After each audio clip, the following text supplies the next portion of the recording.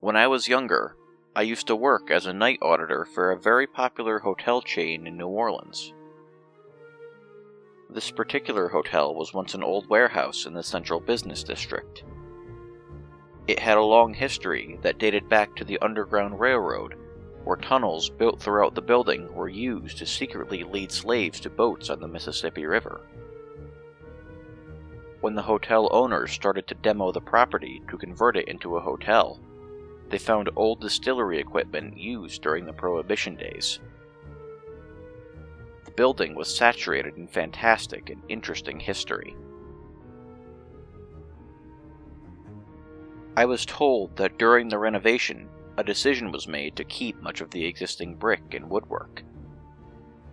This gave the hotel an intriguing historic and warehouse feel to it. While it hadn't been occupied in nearly 40 years, the guts of the building were amazingly in great shape.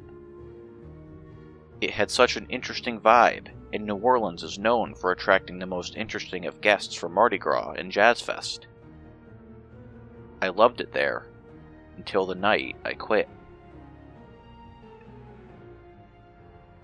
It was close to 3:30 a.m. when one of the guests stumbled in with a woman who frequented the hotel as a guest of our guests. She was one of the unspoken perks that our concierge desk would provide when requested by only the most distinguished of guests. An incredibly beautiful, tall, black woman, Diamond never had a problem getting work, and she tipped us at the front desk, security, and the concierge incredibly well for turning a blind eye to her activities. Being a professional flirt, and me being bored out of my mind most nights, we often found ourselves having conversations when she finished her shift. The stories she would share with me to this day still boggle my simple mind. Being that she had worked in the hotel longer than I had, she would tell me these stories about a certain row of spa suites that were visible from where I stood at the front desk up to the mezzanine. She mentioned how strange things would happen in those rooms when she or one of her girlfriends would visit them at night with a client. They were strange things like shadows, moving objects, flickering lights, and voices. I always took it as her showing off her art of storytelling, and the fact that she knew I often worked the desk alone at night, a point she often made when failing to meet her personal quota for the night. On the night I quit, however, she was not her usual self. Fact of the matter is, I didn't even speak with her that night, or any night thereafter. The last time I saw her, she was running naked and screaming right out of the front door of the hotel. I remember hearing her first, through one of the spa suite rooms on the mezzanine. When I looked up to investigate the location of the sounds, I saw her hurl open the door of room M106, and watched her haul ass down the glass-walled hallway, down the stairs, and out to the street. I just stood there watching her in shock and awe of the moment. Here was this voluptuous woman flopping all about, screaming, petrified, and covered in something, and all I could do was gawk.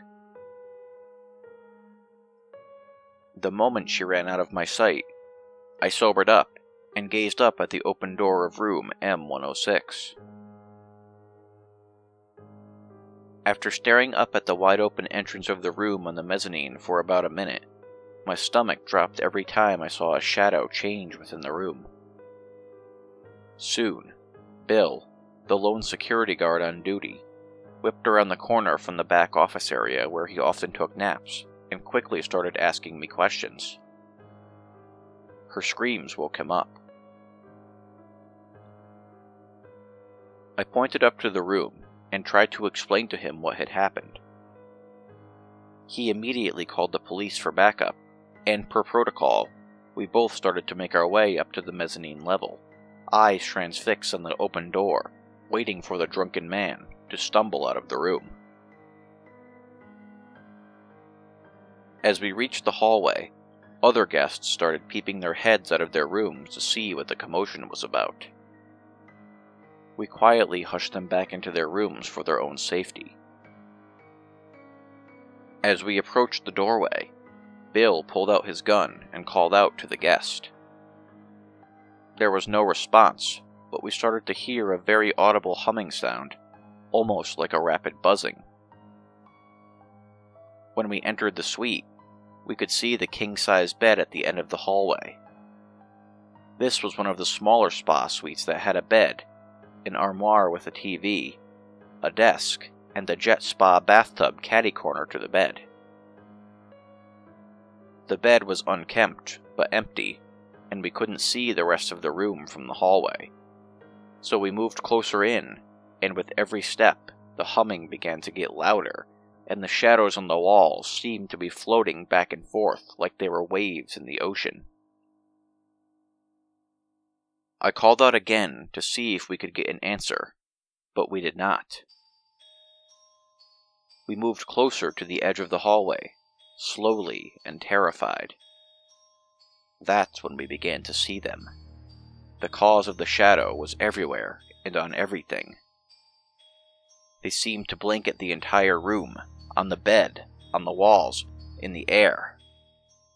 Then we turned the corner. Under the heat lamp above the bathtub spa, there it was.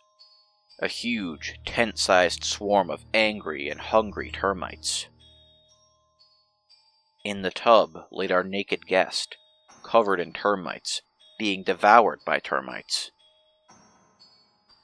His body was marked by broken wings and small drill holes all along his skin, his eyes partially liquefied from the incessant digging of the termites. This once portly white man was reduced to a shade of red, brown, and gray of crawling skin. The sight and swarm made it unbearable to stay, and Bill and I ran out of the room, tripping over each other in our haste. When the police arrived, they turned off the lights to the room, and the swarm almost vanished instantly into the old wood beams that lined the room. A blanket of dead pests covered the room, and the crunch I remember hearing as we walked through the room haunts me to this day. I was told Diamond suffered from post-traumatic stress syndrome after the incident. She supposedly said that the man started to get very rough with her, and that a shadow floated out of the cracks of the wood and startled the guest. He fell back into the tub, and that's when the swarm manifested itself. The cause of death was a traumatic brain injury, but it wasn't from the fall. It was from the nesting of the termites. To this day, you can still rent room M106 at the Old Warehouse Hotel down in New Orleans. It's just under a different number.